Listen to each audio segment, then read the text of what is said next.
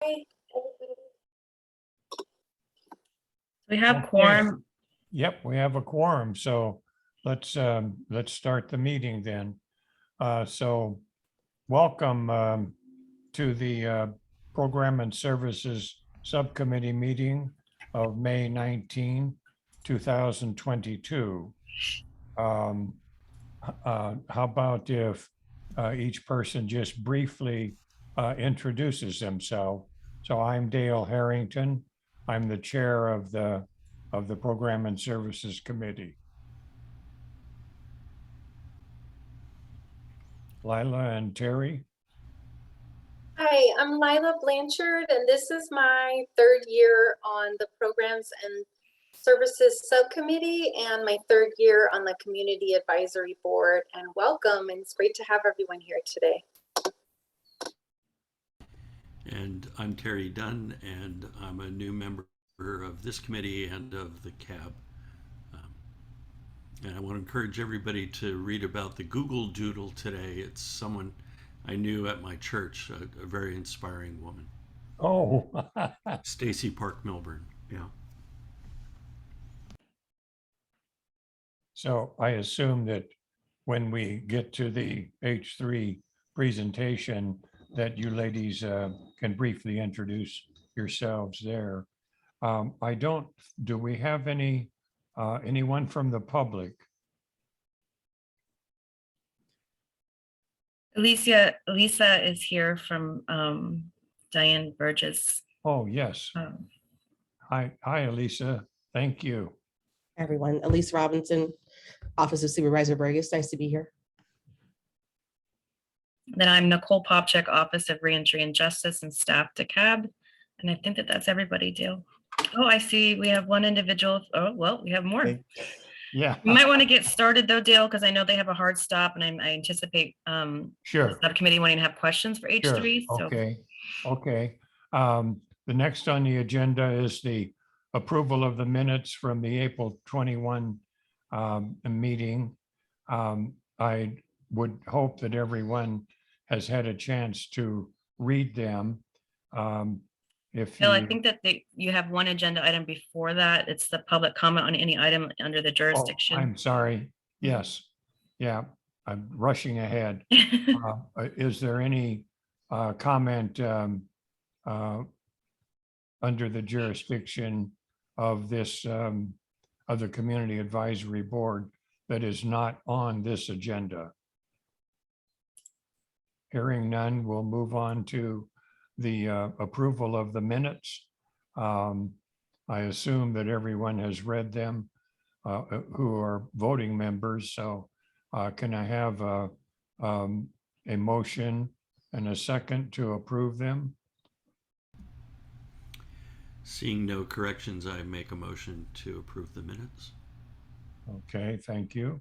This is Lila, and I make a second to approve the minutes. Very good. Any discussion? Any comment from anyone else? Okay. Let's. I will call roll call vote. Okay, thank you. Dale. Yes. Terry. Yes. Lila. Yes. Motion passes unanimously. Thank you. Great, thank you. And now, ladies, here's your presentation. Excellent. Good morning, everybody. My name is Jenny Robbins. I'm Chief of Programs with Health, Housing, and Homeless Services. And I will pass it on to Shelby in a minute to introduce herself. And we're here to talk through permanent supportive housing in Contra Costa, just to give really a brief thumbnail of what permanent supportive housing is, what options we have available in Contra Costa, how to access, and then really opening it up for questions and discussion for the group. It sounds like there's a lot of good questions that have been had at this meeting that we're happy to talk through. Shelby, want to introduce yourself? Sure, thanks, Jenny. Hi, everyone. I'm Shelby Ferguson. I'm the Continuum of Care Administrator, and I'm going to be talking a little bit about coordinated entry and more specifically about our permanent supportive housing programs. But Jenny, I'll let you get started. Great, thank you. Thanks, Nicole. Before kind of diving into permanent supportive housing, sometimes we reference it as PSH.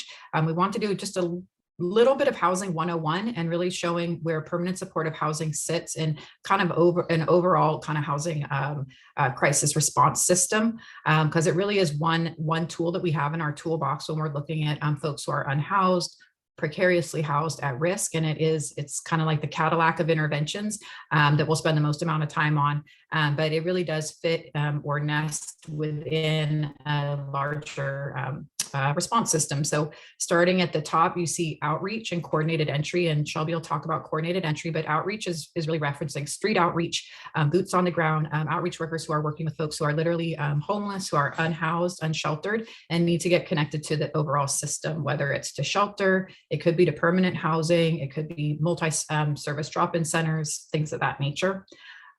Prevention and diversion is a more upstream intervention. So folks are not literally homeless or outside, but are at risk. They're precariously housed, and we need to find a way for them to remain in housing so they don't experience the trauma of becoming homeless and entering the larger homeless response system of care. Emergency shelters, which is, I think, short-term housing, really working towards finding stable housing placements for folks that enter into shelter. Rapid rehousing is another housing intervention somewhat similar to permanent. It has housing subsidies in the form of supporting somebody with rent as well as services, but it's time limited. So it's not ongoing, it's not indefinite, that there's a finite period of time that both services and subsidy are available. And then permanent supportive housing, which is ongoing permanent housing, which includes subsidy, services, and it's typically for folks who have a permanent disabling condition, and you're paying about 30% of your rent towards, of your income towards rent. And Shelby will talk a little bit more about that. So that's kind of this kind of overarching housing response. And I'll move it over to Shelby to talk about coordinated entry, which is a fancy way of talking about access and matching folks to housing resources. I'm going to change slides. Thanks. Thanks, Jenny. Yep, so I'm going to talk about coordinated entry just really briefly. Like Jenny mentioned, that's how people get into our system. So it's not a program per se, it's really about a system that we have in place to ensure that everybody has equal access to getting into our system, all people who are experiencing homelessness. And it's a way for us to prioritize the most vulnerable people in our community for really limited resources. So just want to highlight, as you all are probably very aware, that we have super limited resources in our community compared to the number of people that we have experiencing homelessness. So we have to find a way to prioritize. So that's the whole goal of coordinated entry. And we want to make sure that people who are coming into our system, they're quickly identified, assessed, and connected to the most appropriate and available resource. I want to highlight available because sometimes what people need when they come into the system isn't quite available. So we give the best available resource that we have at the time. Next slide. And then more specifically, permanent supportive housing. All permanent supportive housing units that we have in our system generally go through coordinated entry. So we have 573 really specifically that are HUD funded permanent supportive housing units. Not all of those become available every year. In fact, very few of those units do become available each year because they are permanent. Folks tend to stay in those units for a long time. Those are for people like Jenny mentioned that have permanent disabilities, have experienced chronic homelessness, so they often need those units for a very long time. And then we do have a small piece of MHSA or Mental Health Services Act funding housing that's also permanent supportive housing. MHSA really fits inside behavioral health, but we have 18 units that go through our coordinated entry system, which means that we prioritize those folks, people in our system for those units. And like Jenny mentioned, permanent supportive housing, it's permanent rental assistance and services like case management. So it is really for the most vulnerable people in our community. Next slide. And the eligibility criteria we have mentioned for permanent supportive housing is in our community, we prioritize people who are chronically homeless for PSH. So that means that they've been homeless consecutively for 12 months, or that they've had 4 separate episodes and the past 3 years that total 12 months. So they have to meet one of those criteria in order to be considered chronically homeless. They also have to have a permanent disability that has to be documented by a licensed clinician. So that can be mental health, physical health, a chronic health condition, developmental. Those are kind of the specific disabilities that someone could have, but it does have to be permanent. And that's right. Yeah, what Jenny said in the chat, please take a look at that.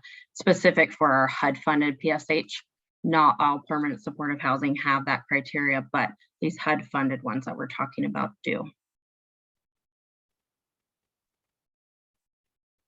Next slide.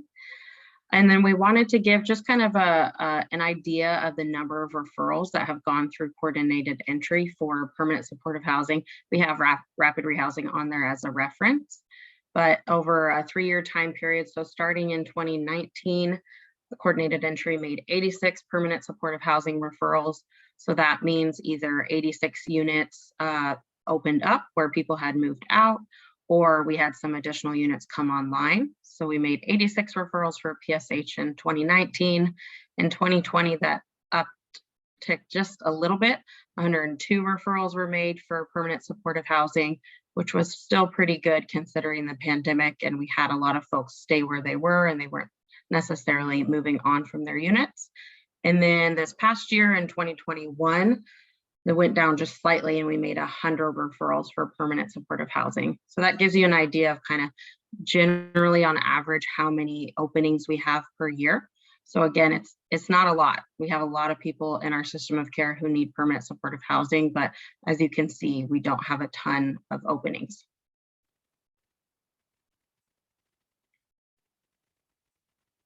Any questions about PSH or anything really? Yes, this is Dale. I have a couple of questions. Are there many re-entry persons, people coming who have been incarcerated? Is there a rough percentage of your clients that fit that category? I don't have that percentage off the top of my head. We did do a presentation for our re-entry folks last year, so I could pull that up, but I don't have that off the top of my head, no. Yeah, that's okay, thank you. But you do have some of those. Yeah, and not necessarily people who accessed permanent supportive housing. I don't know if we have it drilled down that significantly, but we do know how many of those folks access our services within our crisis response. Okay, and is the HUD funded Section 8 or is it a different avenue? Yeah, so we do have some vouchers, but what we're really talking about is PSH programs that are funded through our continuum of care funds. And that's with our partners in our community. So we have several partners in our community that do PSH. Okay, And and I just have, that's a really good question to differentiate, because oftentimes we hear about HUD funding and there's a Section 8 HUD funding and then there's this PSH HUD funding. So it's all coming from HUD, but the funding that and the program Shelby and I are referencing, like she said, come through the continuum of care, which is specific to folks who are literally homeless and even and chronically homeless. That's really where these HUD dollars are, centering. But we do work very closely with our housing authority. So there's also different voucher programs that are now earmarked and dedicated for folks experiencing homelessness, which is brand new over the last few years. Some of them are called mainstream, some are called emergency housing vouchers.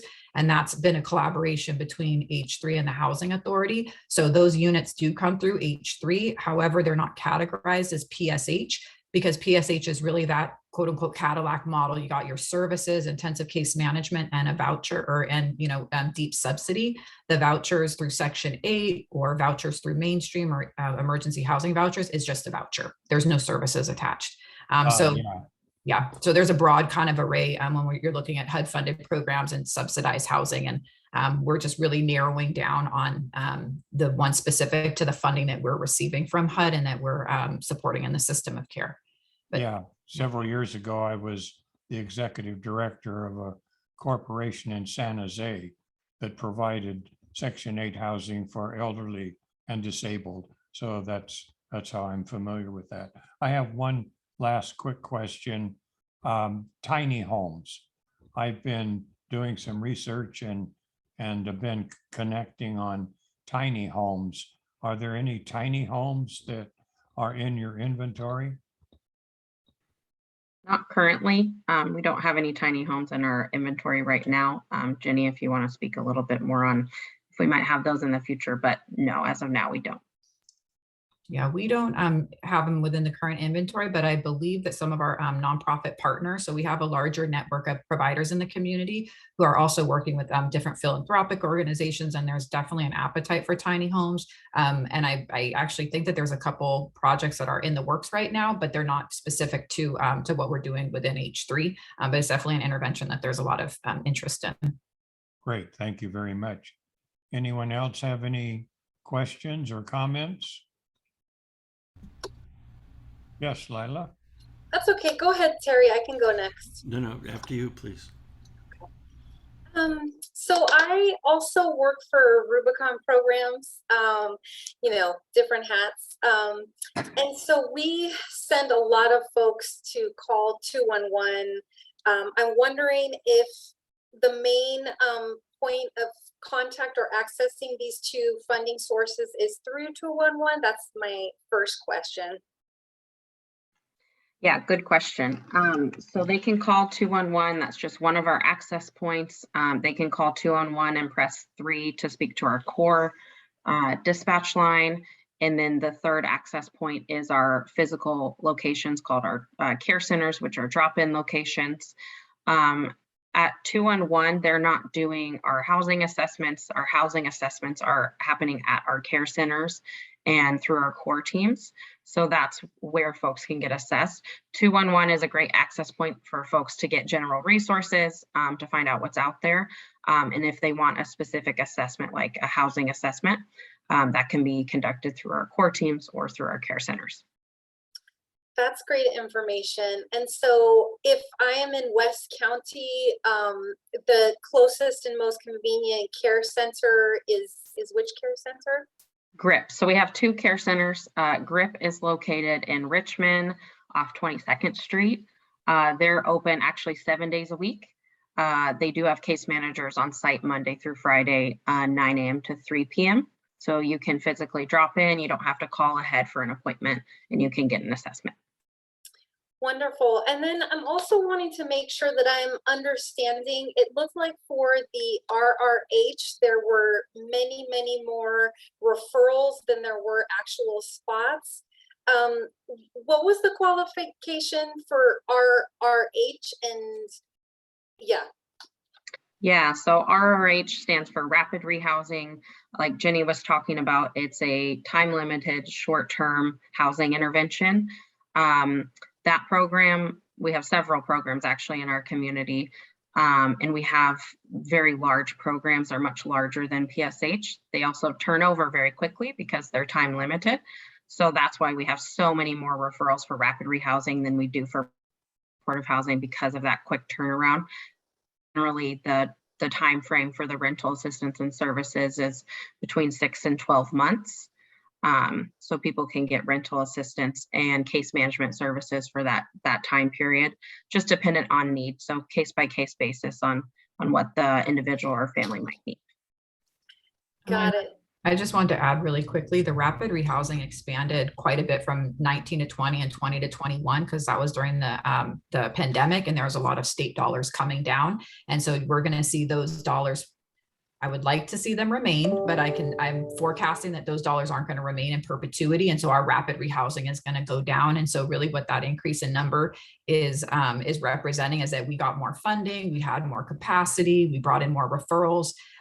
So it's not necessarily there's more of a need for rapid rehousing. It was just that during that period of time, there was more rapid rehousing funding due to COVID, and that might equalize over the next few years. Got it. And so all of those referrals received services for those two programs? Yeah. Okay. And then I think lastly, I would just like to, hear from you all. We're in this space, we're focused on reentering citizens, coming back into the community after incarceration. And, you started out the presentation talking about not enough resources and many, many people needing those resources. Would you have a suggestion or an observation for us in our advocacy efforts for folks who are reentering the community to access permanent supportive housing or other types of housing? I know that's a big ask, but since you're here and you made this time to do this presentation, I'd like to ask that question. Yeah, absolutely. I can go ahead, and then Jenny, if you have other stuff to chime in. For our HUD funded PSH programs that we were talking about, everyone accesses those the same way. So that's the goal of coordinated entry, is that everyone is accessing them in the same way. You're getting a housing assessment and you're prioritized based on vulnerability and based on your length of time that you've been homeless. That's how we prioritize for PSH in our community. And like we said, there's such limited PSH.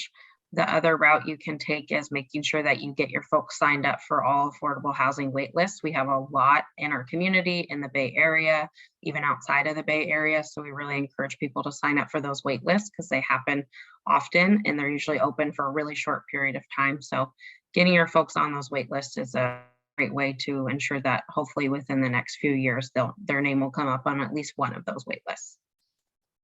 Jenny, you have anything to add? Sure. I can try. I don't know if it answers your questions. I was going to share. So I think that the cross-sector pollination of what's happening in housing and homelessness and what's happening in the CAB and in ORJ and probation is critical to us not working in silos. And so it's not like we're looking after ours and we're looking after theirs. And so I think this is part of the equation. So first, thanks for having us here and being open to learning like what's actually going on, because we're trying to figure out what we're doing and we don't want to duplicate or we want to advocate. I also want to give a huge shout out to Pat Mims. He's on our board. Patrice was previously on our board, and that's also a place where you can advocate and have a voice for reentry community and advocating for some of these for funds to look at different subpopulations or to prioritize certain subpopulations. But I think the other side of this is that housing is becoming more of an interest all over the place. And so there's groups like yours and other groups, when you're putting interest into housing and your stakeholders have an interest and a stake in housing, that you might have access to other resources and other dollars that you can supplement and support kind of what we're doing in our system of care to really meet the needs of what you're doing. So for example, probation has a rapid rehousing contract, so that they are able to have dollars that are earmarked for this population. We've looked at doing prevention. So probation is working on prevention and has a prevention program as well. So I think that we don't necessarily have to just look at the HUD funded dollars as a way to get more permanent supportive housing to the community, that there might be opportunities that you have. Maybe we can braid funding. HUD dollars come down every summer. It's called the NOFO, the Notification of Financial Opportunity, and nonprofits apply for those dollars for either permanent supportive housing or rapid rehousing. And so I think that that's also perhaps another opportunity to look at. But yeah, I think that, that's kind of where I would go with this, is that I think, and also in H3, we're looking at how we're trying to identify different subpopulations and looking at the need in our interventions really specific to, are we talking about youth? Are we talking about families? Are we talking about reentry? Are we talking about older adults? Are we talking about all of them crisscrossing costs? Oftentimes we're not in one bucket or the other. So I think that there's just kind of work to be done. And this is, I think a good jumping off point. Thank you so much, Jenny and Shelby.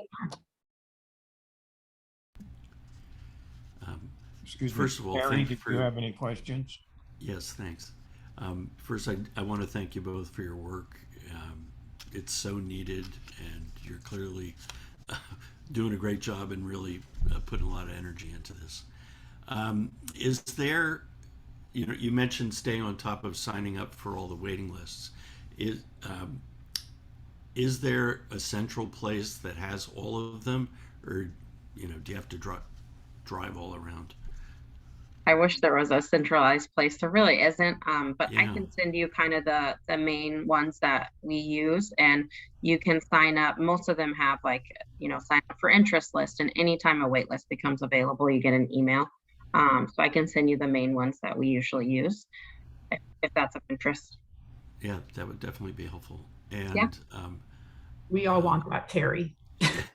We, yeah, we get the little emails that come out from the housing authority. This senior housing opened up and Saha opened up. So there's no magic door to go to get them all. That's unfortunately on that side of the house of affordable housing. You have to sign up for individual lists. The coordinated entry is kind of what homeless services did about 7 years ago, so that homeless providers didn't have to go to individual service providers for PSH. So our PSH is kind of, you get through the door in one way through coordinated entry, but for affordable housing, you just have to track those lists and be on different mailing lists. That's how folks are staying up to speed. and do you think there's hope of that being developed? And, you know, is that something that would sit in one of your departments? You know, where might that live if we wanted to encourage the development of that? Great question. I don't know if it necessarily sits with us. That's a difficult thing to wrangle. Yeah. But we do have really great partnerships with our affordable housing developers, I will say. So I think in the future, that's something we can definitely consider, is continuing our partnership with them and seeing if that is something that they'd be willing to do. Jill, did you have something you wanted to add? Yeah, thanks. So maybe you could just do a little quick one-on-one, like who holds the housing authority, although we do have a housing authority in Contra Costa County. Maybe you could just do a little rundown on like who the authority is over that, because I know we're not. And so therefore what Terry's asking is almost a near impossibility given, you know, where the different housing opportunities come from. So maybe you could just do a little quick rundown on the various agencies and or government bodies that oversee those. Thank you for your translation, Jill. Yeah. I'll take a stab at it. Jenny, feel free to chime in. But yeah, that's definitely right, Jill. There's several affordable housing providers that we work with in our community. Saha is one of the biggest one. Forgot what they stand for. We also have Resources for Community Development, RCD, Eden Housing, Mercy Housing. And just to be clear, those are private nonprofits, right? That's right. Yep. Okay. Exactly. Yep. Thanks, Jill. Yeah, those are private nonprofits. So they're not part of 8-3 or part of our continuum. They really sit outside of our system. We do have several contracts with some of those affordable housing developers for permanent housing units. So we have a couple units here and there that we're able to fill through coordinated entry, but in general, those kind of affordable housing wait lists, they have their own internal wait lists, and that's how they fill their openings. That makes sense. Yeah, it makes sense. And I heard you use the time frame years to be on the wait list, which I understand is the current reality. Do you see pathways for expanding housing stock for folks? As in with affordable housing, or are you talking Yeah. specifically PSH? Yeah, affordable housing that can help in this system. Jenny, do you want to go ahead? Sure. Yeah. So we always have an interest in developing more housing. Housing is the solution to homelessness. So we need more affordable housing. We need more units in the community, period. So I think a couple ways that we're looking at that and doing that, the state has also invested dollars into acquisition. So if you've heard of home key funding, there's going to be a third round of home key funding that's coming down, I believe, fall of this year. And we have a couple of projects that we're working on that would be bringing new units into Contra Costa. So that's one area that we're looking at. And then, like I was mentioning, the NOFO competition, the notification of funding opportunity, happens every year through HUD. And we get Contra Costa, just like any other jurisdiction, gets an allocation, and there's usually bonus dollars attached. And then providers will then apply for those bonus funds, which then would add stock to our unit. So that number that Shelby mentioned, the 536 units, that's been acquired over the last 20 years of applying every year for a little bit of money. So every year more money comes down, hopefully more money comes down, and we can apply through that.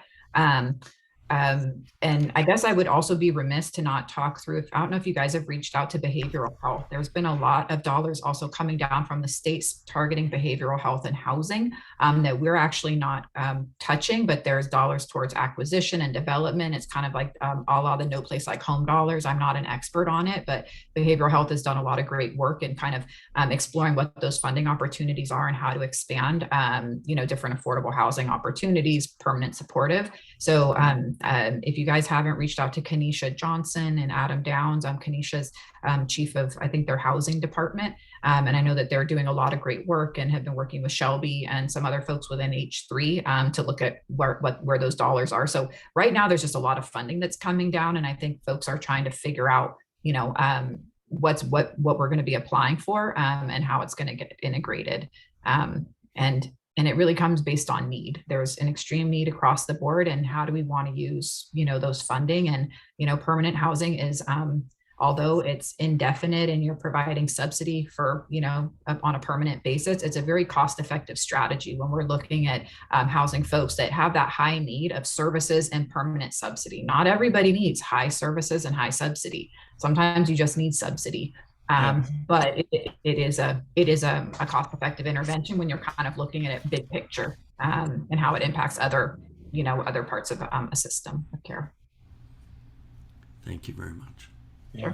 And then the last piece of the housing lists, maybe you could just talk about Section 8 and the vouchers and how those work and why we can't have a centralized location in the county.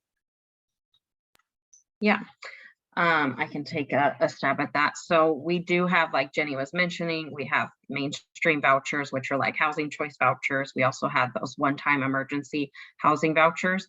We had a relationship with our housing authority where we were able to fill those or make referrals for those vouchers, but otherwise all of those voucher wait lists that open up for project-based vouchers or other Section 8 or housing choice type vouchers, those all sit with our local housing authority, our Contra Costa housing authority. Pittsburgh, the city of Pittsburgh also has their own housing authority. They have their own internal wait lists, and that's how they fill all of their vouchers. So these wait lists that we're talking about also include housing authority, and they actually happen to have some that are opening up very soon for project-based vouchers. So I can send you those lists as well, but that sits very much outside of H3. And that's federal government, correct? That's right. Patrice, you're up. Thanks, Dale. Hi, Shelby and Jenny. So this CAB has also been trying to keep pace with everything that's happening around Measure X. So I was wondering if you guys can speak a little bit to the Measure X allocations for supporting permanent supportive housing, and then also the creation of the local housing trust fund, and kind of where that all sits, since we're talking about the different entities that are all involved in those pieces. This CAB has, as you mentioned, there's so many different organizations and advisory bodies or what have you that all care about certain populations that have been impacted, right, by our housing crisis. And so they're all, including myself, we're all excited to see a lot more county resources going to expanding the pool of housing, especially when it provides some flexibility, right? We were talking about the HUD restrictions. You have county housing authority that does its own thing. And so having some flexibility and resources and how those resources are distributed can be really helpful in filling the gap around housing. And so if we're able to learn a little bit more about what has been currently allocated through Measure X dollars for those particular pots, I think from there, CAB is able to better brainstorm around how do we create a pathway to ensure that folks that are justice involved also has access to those resources. I'll let you take that one, Jenny. I was going to say, I'll take it, but I don't have a good answer. We don't know.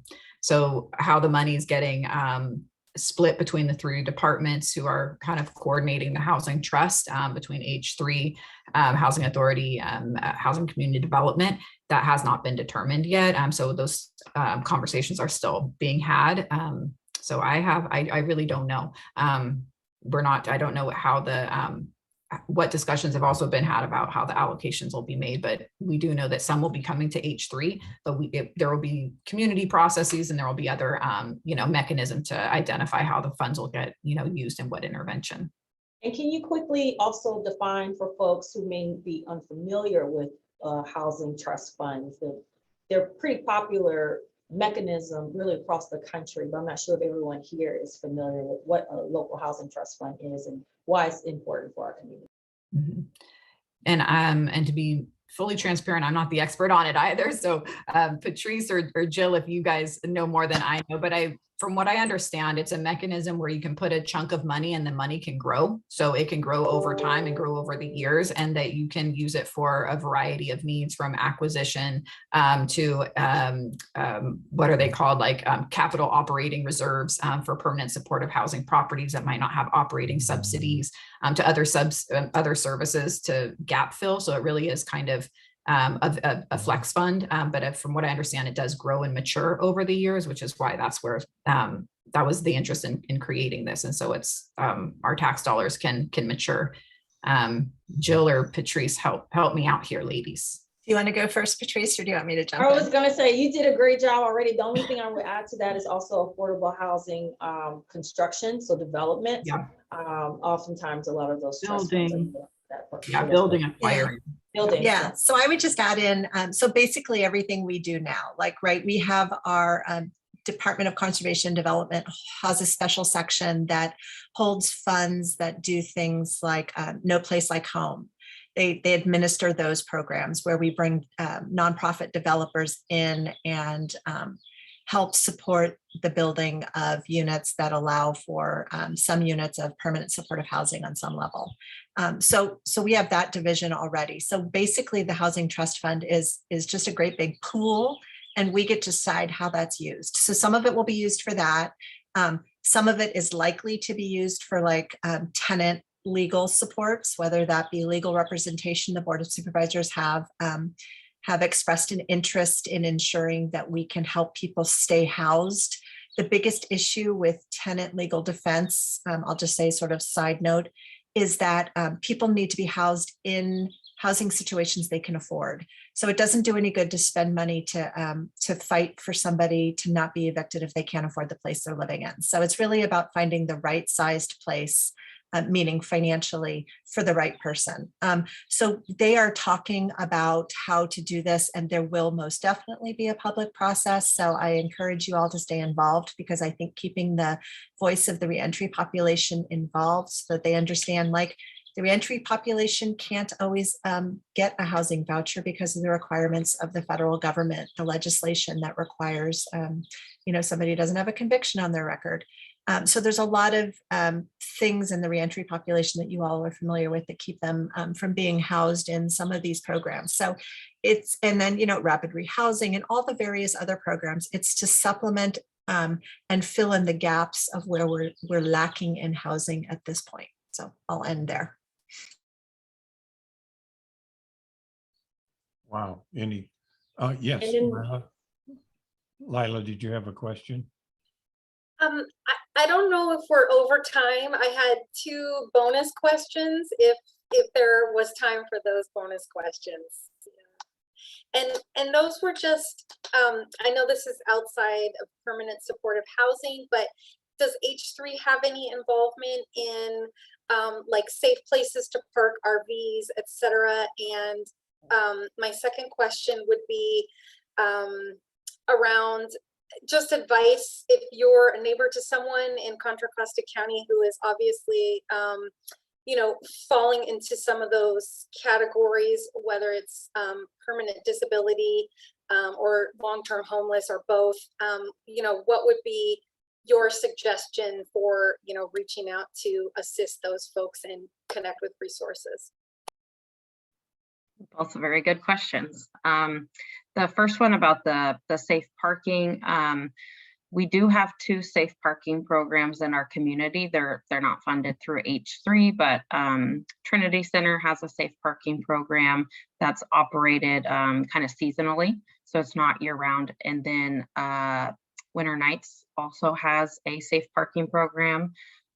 Bill Shaw is their director, and he can probably tell you more, but I think they just got funded a second safe parking program, which is really great through the city of Antioch. So I would reach out to him for more information about that. I don't know if they're taking RVs. That has been a kind of a gap in our system that many folks have brought to the table about where people can park RVs. So that's one thing.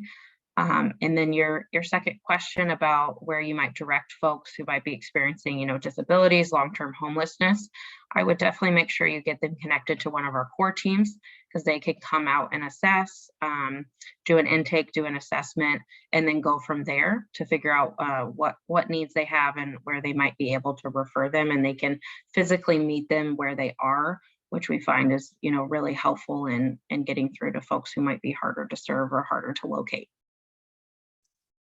Jenny.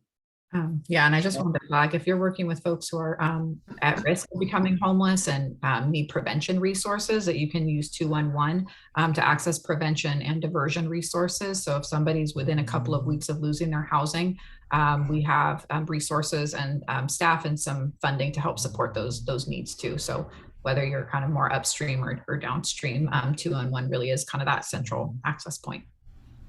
Terry, you were asking a question. Terry or Dale? I'm not sure which one was asking. About how long does the assessment take from the start to someone actually getting the housing?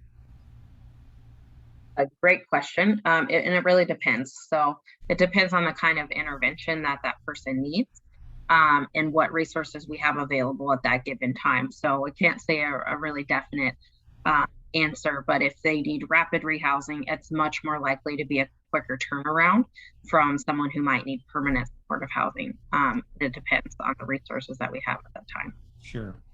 Yeah, and this isn't the answer anyone wants to hear, but sometimes it's never. Some people do an assessment, you get on a housing, you've done your housing assessment, and that we just don't have enough permanent supportive housing to meet the need. And so what we try and communicate and message to the community is that this isn't the be all end all. And so we have to explore many different housing options and opportunities, whether it's room sharing, whether it's an SLE or an SRO, rapid housing. We really have to kind of bust the options open and not overpromise and underdeliver and say, hey, if you get this assessment, then here's a certain amount of time it will take.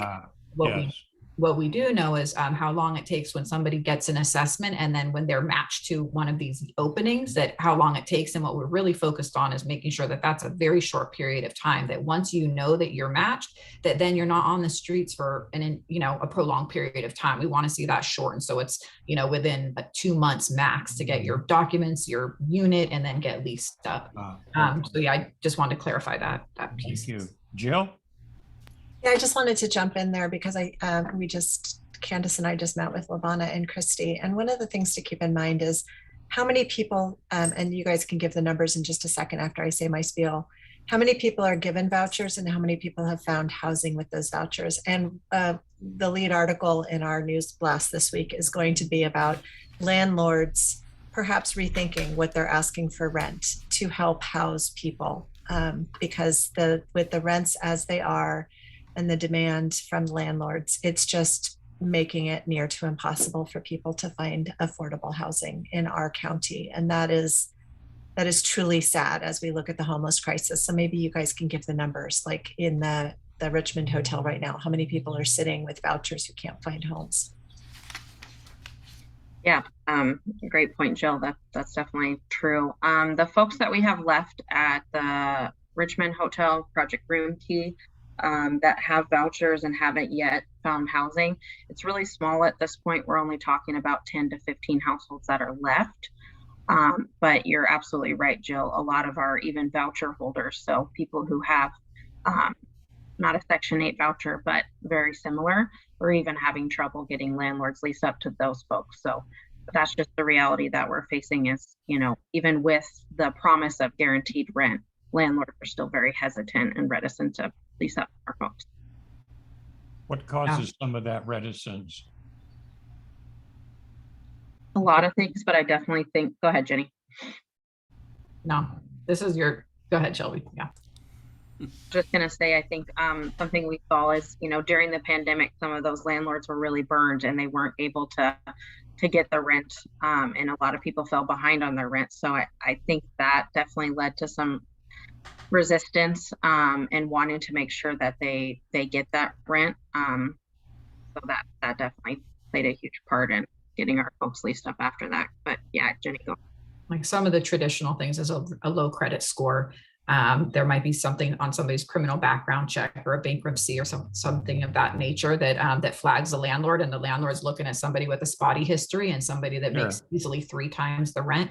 That's historically an issue. But what we've been able to do with some of these new dollars coming in that allowed more flexibility is landlord incentives. And what we've seen is that really works. If we can say, hey, if we can give you an incentive on the front end, and then we give you an incentive 6 months down the line when they're still leased up and successful, does that sweeten the deal? How does that work? And that's shown to be really successful with our landlords. And also a landlord having a connection to a service provider and a case manager to know if anything's going to happen, that they can trust the fact that there's going to be somebody else there to support.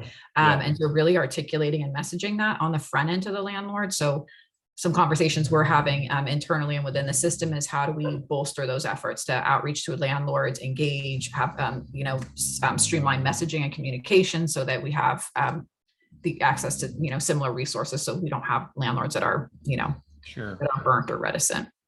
Yeah. Well, I'm sure that we could ask you questions going into the afternoon. This has been so informative. We want to respect your time limit. So if there's anything that you would like to add in wrapping up, we'd be glad to hear it. No, you guys have been great, and thanks for opening up the discussion.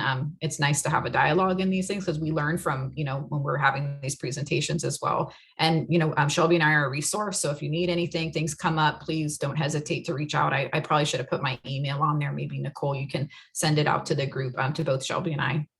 Shelby's so fast, she's putting in the chat. But yeah, you're welcome to reach out and stay in touch. And thanks again for having us. And Nicole, I think you have their PowerPoint presentation, do you? It's in the agenda packet, but I can also distribute it as well. Yeah, would you please? Okay, good. Thank you so very, very much. We really appreciate you enlightening us. Yeah, thanks for blowing up your 11:30 hard stop. Hey, it's just my prep time for whatever comes next. I think the 12 o'clock. So I've got 10 minutes. Oh, Good luck with that. Oh, shoot. Cool. Okay. That's all right. Thank you, everybody. Everybody. Have a good one. Bye. Yeah, so the next item on our agenda is to discuss subcommittee member roles and duties. And so the first thing I want to take care of is Lila, would you be willing to be the vice chair of this committee? Yes, I can do that. Do we need a reminder of what the vice chair does for the subcommittee? Or yeah, if it's quick, that would be helpful. Just as a reminder for what I'm signing up for. I think the primary thing, Nicole, you can answer that question better than I. Yeah, I mean, essentially stepping in for the chair when they're not able to chair the meeting. So that would be one example. Also, if their chair is not able to join our agenda planning meeting, he might call upon you, Lila, to join our offline agenda planning meeting, and also the report outs to the full body. If Dale is not able to present the report out from the subcommittee report out, that they would call upon the vice chair to do that. That's essentially all the things that stand out to me.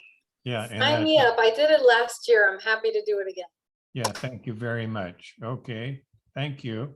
And Terry, I had mentioned to you earlier that I would like to have you be the recorder for our committee. Are you able and willing to take on that function? Yes, I'll make a note of it. Yes.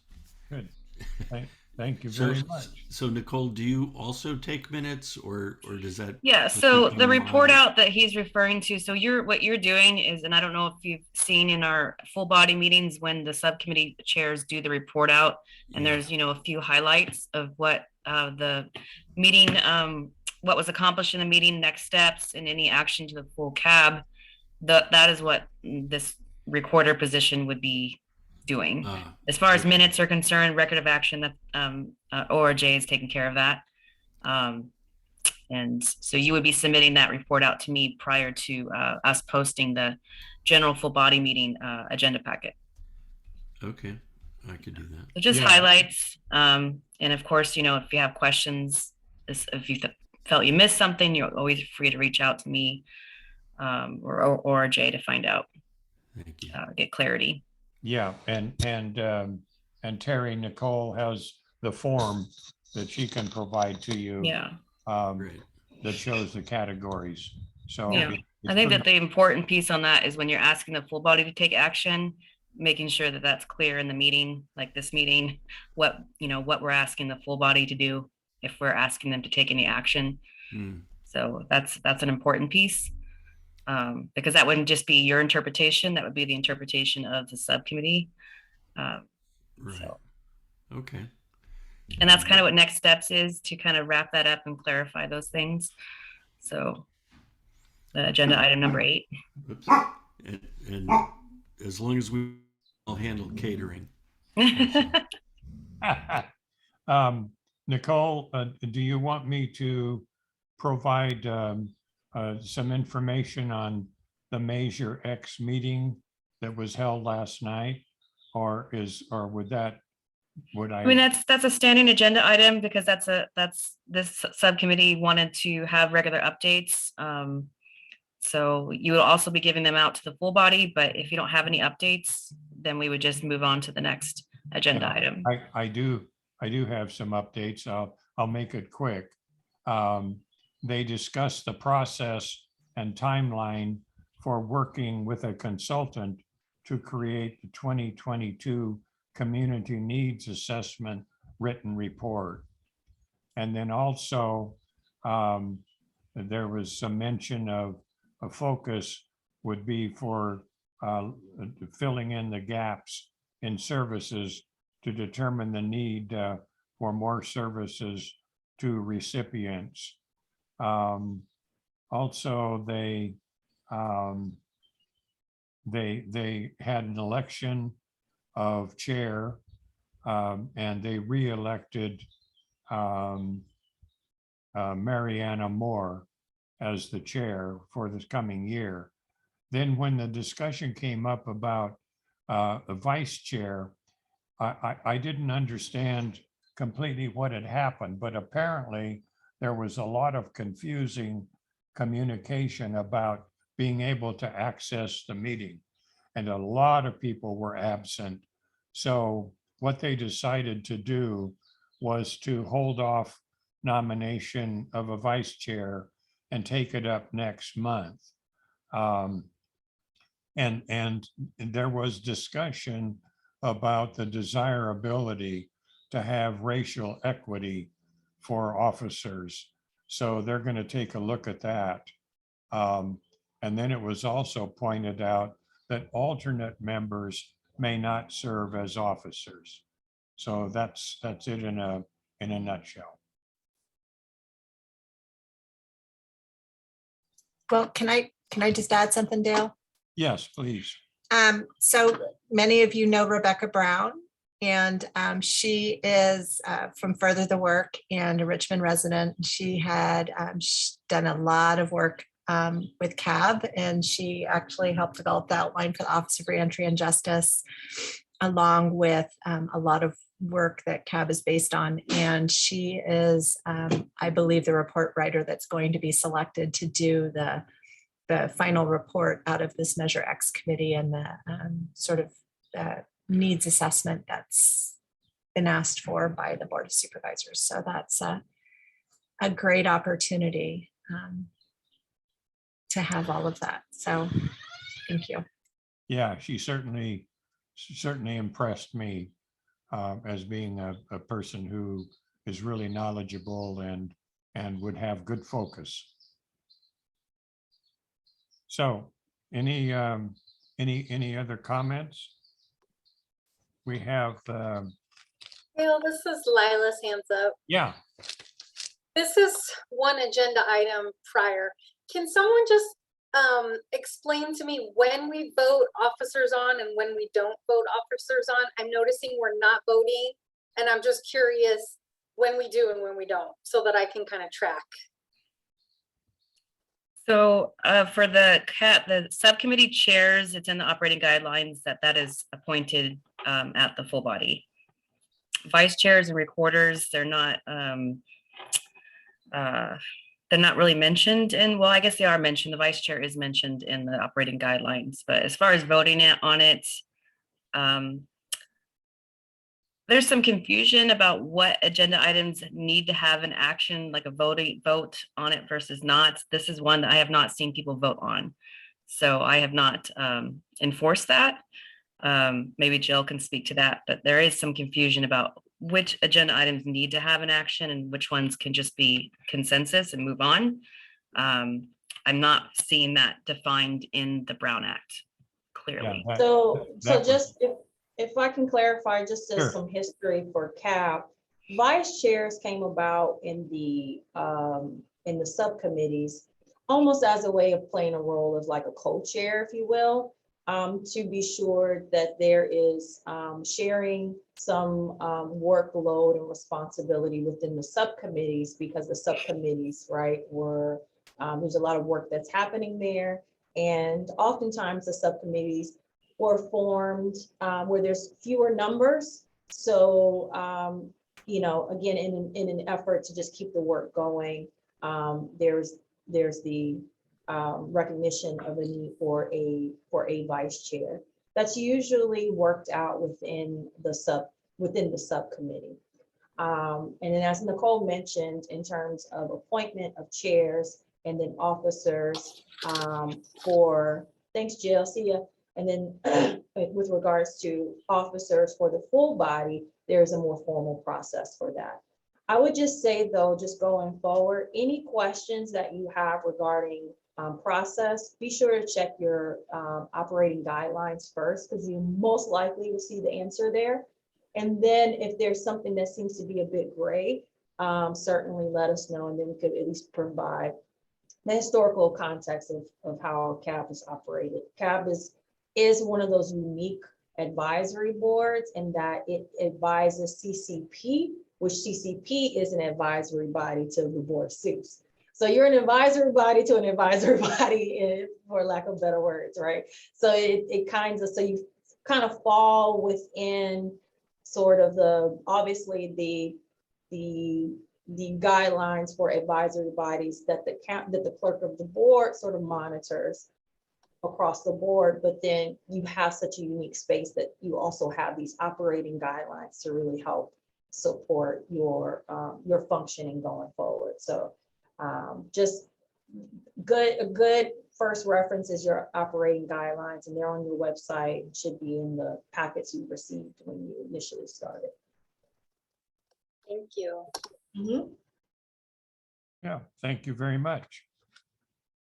So any further comments we have to review the work plan. We did a lot of work on that, and we've done a lot of work on that. So I don't know that there's anything we need to do, but we need to review it. If you've had a chance to review it prior to this meeting and have any section of it that you would like to bring up and have us focus on, be glad to do that. I don't have anything for us to focus on.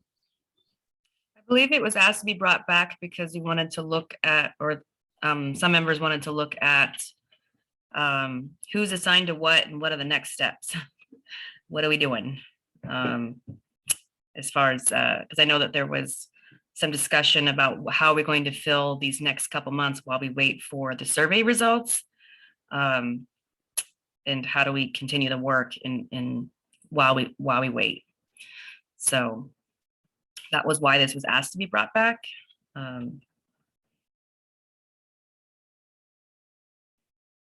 Yeah, are there, I can jump in there and kind of, yeah, get things started with this. Oh, sorry. In this last presentation, there was a potential suggested another group to come and present to us. That seems like that could connect up with our first area of focus, the undertake and brainstorm priority projects and around housing and advocacy. Did anybody catch the suggested, oh, it was behavioral health and housing. I think There's that's no place like Kanisha. I wrote it down in my minutes, but I'm going back and forth between sharing my screen and that. Yeah, I think it was Kanisha something. No place like home, behavioral health and housing. She mentioned is Kanisha Johnson. Yeah, Kanisha Johnson. And then Adam something. I don't know if you caught the second name there. Okay, and are both of those individuals with behavioral health and housing and then no place like home? I'm not sure. Kanisha Johnson is the lead on the housing programs and behavioral health. So I think what was mentioned, I didn't attend the last meeting, but at least what Jenny and Shelby had mentioned is that she is probably a person to connect with for getting an understanding of what state funding is available to behavioral health departments around housing. That's been a growing thing there. She did mention some MSHA, which is, no, MHSA, sorry, Mental Health Services Administration. There's some funding there, which I believe that's federal dollars that go to mental health, behavioral health systems that can be used for not only treatment, but then like residential treatment, but then also housing as well. So yeah, I guess that moves straight into action. Can we work to line someone up from that for a presentation at next meeting? I like this kind of input, and maybe if there's also a time for us to debrief the presentation afterwards and kind of glean, like, these are some areas that we, can want to focus on in our subcommittee that we're taking from this presentation. Yeah, does that work for you, Dale and Terry? yeah, that works for me. I think that makes a lot of sense, and just to continue in that vein, perhaps the month following, they also identified the probation department as having funds, and since they're dealing with justice involved folks, I think it'd be good for us to feature them for a month as well. Yes, I agree. Good suggestion. Yeah. Nicole, is there going to be anything reported in our June meeting on the survey? We did, we were going to talk about that at our agenda planning meeting, but we can also talk about that here, that we would have just a small update from Denise on where we're at as far as responses are concerned. But the analysis would not be done until later. I think they gave an extension, if I read someplace correctly. Yes. Yeah, because of the lack of reply from some people. I would ask that when we ask for presentations, we have a contact name, but one thing that our office likes to do is provide it from your guys' words, what is it that you're asking them to present on, so that they can plan their materials appropriately. And I don't want to misinterpret what it is that you're looking for them to learn from them. So I guess in this case, Kanisha Johnson.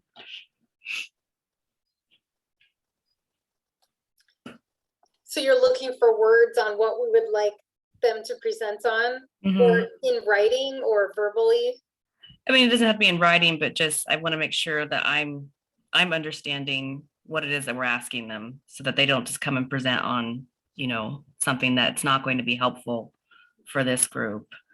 I mean, So I think we learned from this presentation that, it's nice to get focused information, but we have questions that are really broadly around housing and how it impacts folks who are reentering the community after incarceration. That's one thing I would add. Yeah, it seemed to me one of the things, Nicole, that would help is that if we had some background information on the presenter, not necessarily them personally, but their the organization, that would help us to focus in on questions possibly. Like, what does the organization, what does the organization do? Yeah, so my sense of that is how do they provide the service that we're talking about? What are their mechanisms? What are their Yeah, success rates and challenges and budget? Right. And ideally, how many re-entering or justice involved folks are served out of that? yeah, because obviously CAB's focus is on reentry. Yeah. So it can always be helpful. I like that, Terry. It's always be helpful to ask them to provide some information about the reentry aspects. And if we can also, mention that they came up in another presentation that we're looking to learn as much as we can about services and programs that are currently offered and potential areas of funding. So Yes. If they could do all that in about 7 minutes, that would. well, yeah, I mean, and you can see that one presentation, I mean, to have two presentations in one meeting, I don't know, depending on, Yeah. it might be too much. Yeah. I was picturing 2 meetings. Yeah. And I like, giving as much time as possible. If we could say 45 minutes, 20 to 30 minutes for the presentation, and then, 15 to 20 minutes for question and answering at the end. Yeah, we took up, it seems to me that we took up much more of their time with our questions and the answers than the presentation itself. That's good. So as far as a priority, I'm not sure I'm clear on the probation request for probation to present, but is there a priority on Kenesha Johnson versus what is the tie there for Kenesha again? It's mental health. Yeah, she's in the behavioral health division, so I'll work with you offline on that. Okay. Did you have clarity that you needed, Patrice, on the probation presentation that they're requesting? Yeah, I was just gonna say that, if there's not a whole lot with regards to priority for you all, I think arranging a presentation from on probation's housing work. Let me just give you a little bit of a teaser. How about that? So probation currently contracts with H3, who then subcontracts with Hope Solutions. So Hope Solutions is the housing provider for probation's housing services. And there's 2 pieces to it. So the contract with H3, who you heard from today, they are the administrators of what we call the Housing Security Fund.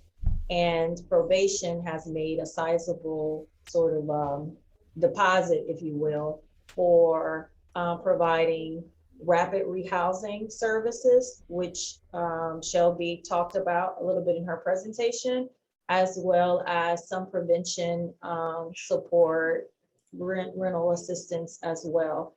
These are to go to individuals that are currently on probation, okay? And the funding source that from probation into that account, if you will, that fund, the Housing Security Fund, is called SB 6, 7, 8 funding. These are resources that come down from the state to all probation departments to provide some services and programs for those that are under mandatory supervision. Okay, so it's a law enforcement sort of criminal justice funding source from the state to probation departments that then our department decided, well, why don't we utilize these resources to put toward housing?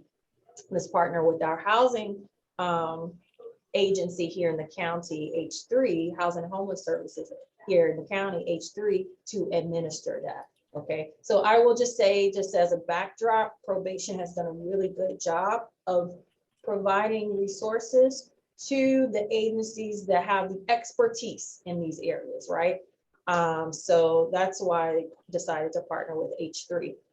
H3 then subcontracts with Hope Solutions.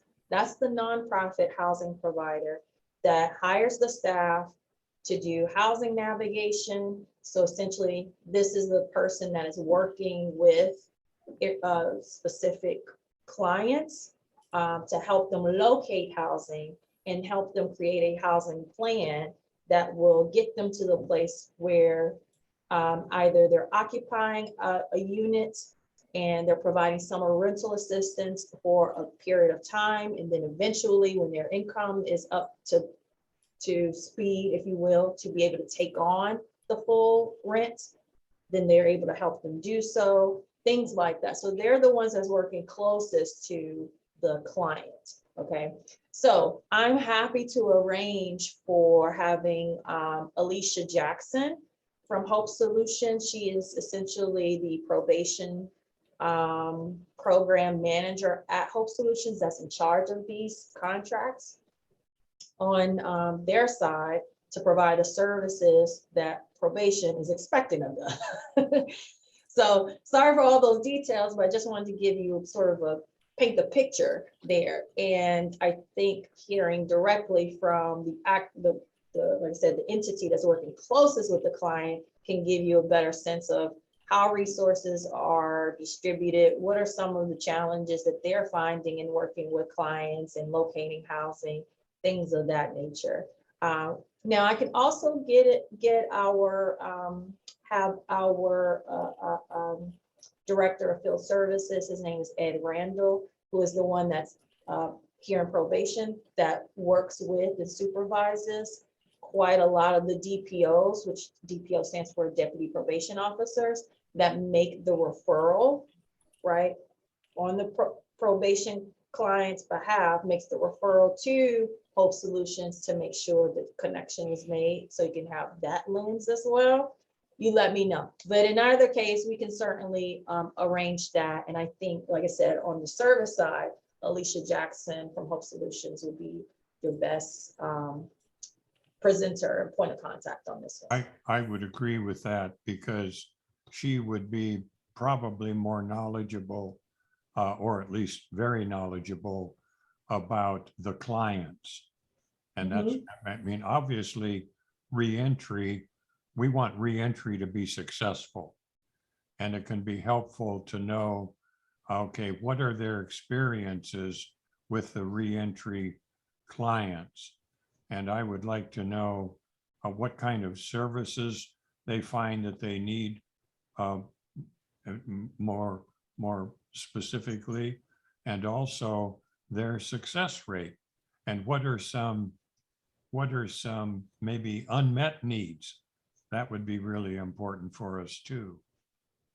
I don't remember what committee I was logging in on many months ago, but they were talking about the moving people from an institution to housing. And initially, they just gave the person a reference and it was up to them to get to the housing. And they found out that that wasn't working very well. So they actually physically transported the people from the institution to their house, and it was much more successful. So those kinds of things are really helpful for us. Okay, not a problem. I could certainly connect with her and see if she's available for either the next June or July programs and services meeting. Great. So I feel like oh, go ahead, Terry. Oh, This time it's you. Yeah. Okay, thanks. So, Patrice, were you suggesting that, I think you said it was Ed, might also be a good person to have in that same meeting with her?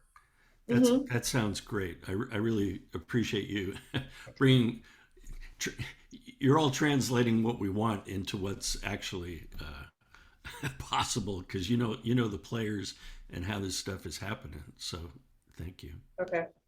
Yeah, I concur. I think it would be, I would be excited to have someone from the probation side in that conversation. I know you're here so much and you're, ORJ is with probation and I think it would also, be nice to have that perspective and, what are they dreaming about or, what, just to kind of connect with probation around, I'm sure, the huge need that they see and that we all interact with. I feel like Hope Solutions did a presentation not that long ago. Was that at the tail end of last CAB year? Do we know? I can't I don't remember. If they recall did Hope it for- Solutions doing a presentation. I don't think they did one for CAB. You may recall them doing one for our partners and providers meetings, which you are a part of. Yeah. Okay, okay. And that was why. So to your point, so just Terry and Dale, so the two of you know, ORJ hosts every other month what we call our AB 109 partners and providers meetings. And this is sort of a collaborative meeting where we bring together the AB 109 contracted providers, as well as the county agencies that also receive AB 109 resources. And then now we've kind of enlarged the pool a little bit to now invite organizations that are touching the reentry population, though they may not be AB 109 funded. And so it's a way for everyone to network together, kind of talk about what they're seeing across the board in the reentry space or field. And a good example is we have, what is it, Cope Family Center, which they're usually known for doing parenting classes and parenting education, and they also provide some like community-based therapy. They received funding from Kaiser not too long ago to provide mental health services at no charge to anyone that was recently released from any of the 3 jails in the county. So they're getting resources, right, from a totally different funder, but yet they're touching the same population. And so they reached out to us to circulate their flyers, and we're like, hey, you should come to this meeting. So that's how we kind of we're trying to make sure that folks are aware of the agencies that are out there that are providing some resources and programming to folks who are justice system involved. So in a nutshell, Hope Solutions, again, they're not funded through AB 109. They're funded through another pot of resources, but they're connected to probation, again, serving a similar population. So we've also invited them to participate. And at a meeting back in August, it was in August, they presented on their program. So would it be possible for us to sneak in on those meetings? I would love to hear the providers providing information. Is that possible? we did. I want to say maybe that August meeting we did invite, I forget who it was from CAB. Crawford attended. So happy to do that for a future meeting. We can let you guys know in advance. Hey, this meeting is coming up. This is what the agenda will look like. I will say though, we try to structure the meetings in a way where they're breakout sessions so folks can connect and collaborate, and then also do some discussion around common issues that they're finding with regards to how their programs are operating. So there may be some nuances there that you are not completely familiar with, so I wouldn't want you to feel like out of the loop, but certainly at least to observe and to be a listener, you're welcome to participate in those meetings. And when we get them going, actually our next one is on is next Tuesday. From I would just need to be mindful of not putting them in the same, I guess, breakout room, Yeah. right? Yeah, so and for that one, we're having Rhodey McCoy from Rubicon Programs will be presenting and giving a layout of how their employment services work. So we'll have, he will be the primary speaker for that one. And then we'll have a few breakout sessions as well. So you're welcome to attend that one.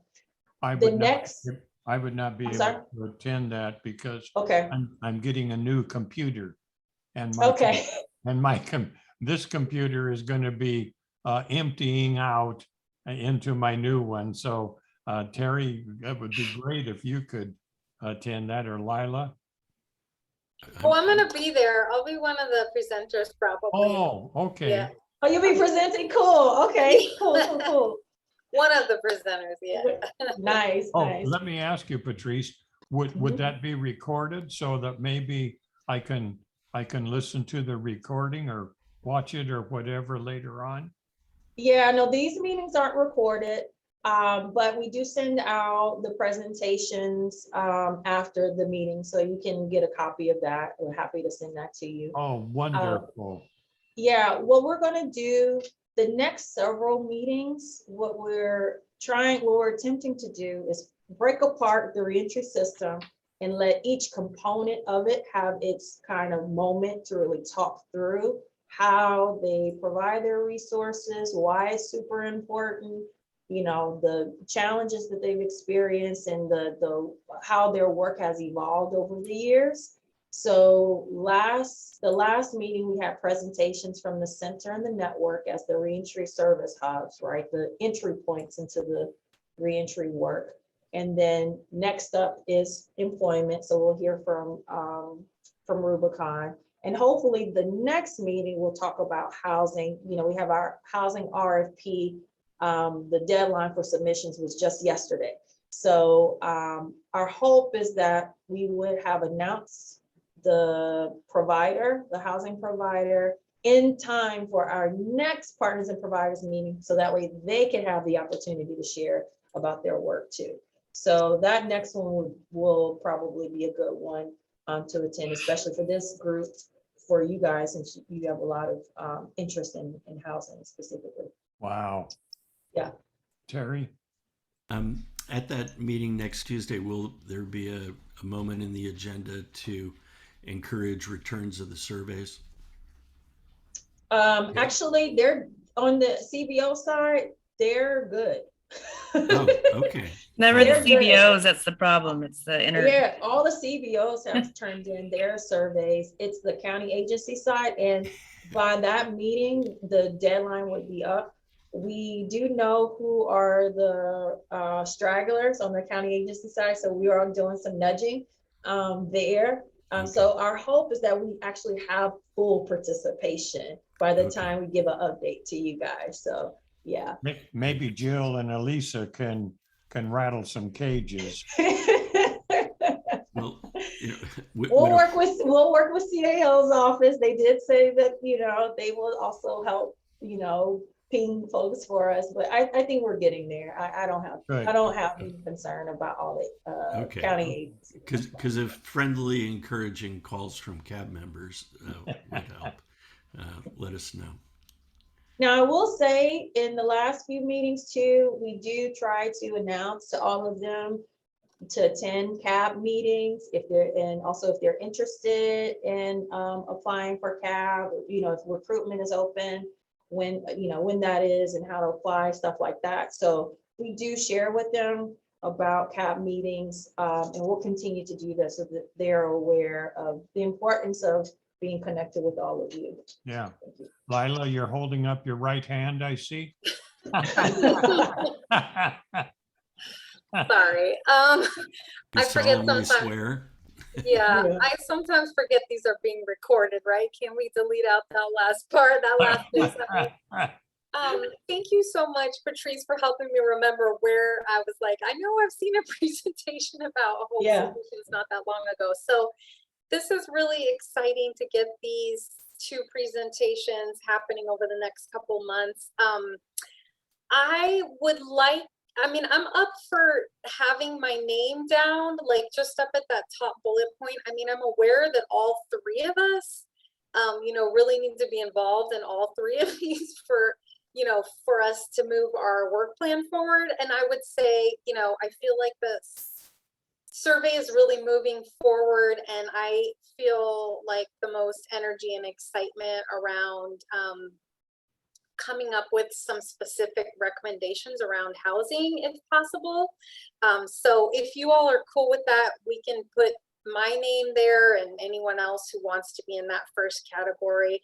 And then I had a question, and no, I'm answering my own question, and I'm holding on until we hear the new RFPs, because I'm a little bit, had a question about one agency's role, but I think that'll be answered once the new RFP housing providers are announced. So I'll hold that back.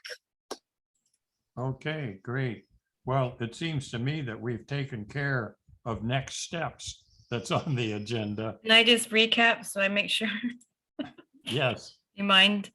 Okay, so I know that we talked about a couple different presenters, specifically behavioral health with Kenesha Johnson, and then Hope Solutions with Alicia Jackson in partnership with Probation, Ed Randall, right? Did I capture all the presenters?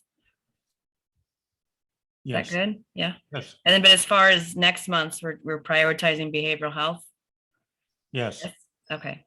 And then we still have a standing agenda item for Measure X updates. Is that still something the group is still interested in hearing each month? I'm willing to provide it because I attend all their meetings. Okay. But if it's not desired, that's fine too. So that made me think of one other thing that was on my mind too, which was restorative justice. And I know that department is getting created and that work is moving slowly. Can we have like an agenda item that says like Measure X and restorative justice updates as needed? Or is it okay to keep them separate? If I can jump in here, for the restorative, are you referencing the Office of Racial Equity and Social Justice or the restorative justice piece? Restorative justice piece. Okay, so that falls in our lap. So I'm more than happy to provide updates as needed. You can just always shoot an email. Hey, Patrice, when can we hear about this? Great. So I wouldn't say necessarily have it as a standing agenda item on the restorative justice side. I can tell you now that we have been hiring.